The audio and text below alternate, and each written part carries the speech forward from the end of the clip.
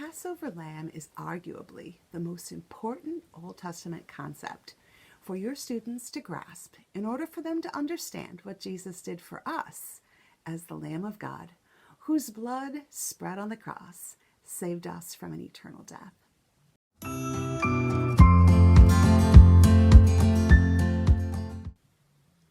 As the enslaved Israelites in Egypt spread blood of a perfect lamb on their doorframes to save them from death, as the 10th and final plague came upon the land in the form of the angel of death, you can demonstrate this for your class by making a simple doorframe. With a few cuts, you can make a doorframe. It just needs to be wide enough for a child's head to fit inside and long enough to be held up overhead. There are two theories on how the Israelites placed blood on their doorposts. One is the smearing of blood all around the doorframe, which I did here with a brush and red paint.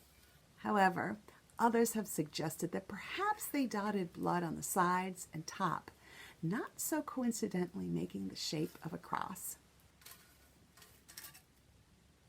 This last method is useful in showing students how Jesus was our Lamb of God, who shed his blood so that we can be saved from eternal death.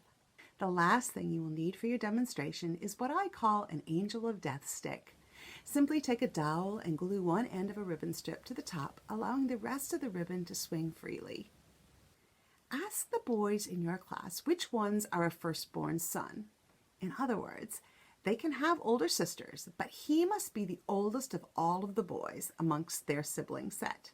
Choose one firstborn male in your class to take the doorframe and hold it over his head. He is now covered with the blood. Ask another volunteer to be the angel of death who will gently tap on the head of the firstborn males in the class, symbolizing that they have died. But then pass over, make a wide arc over the doorframe with the ribbon wand, the firstborn with the doorframe over his head. This is Becky from Experience the Bible Creatively, reminding you that props are always better than paper.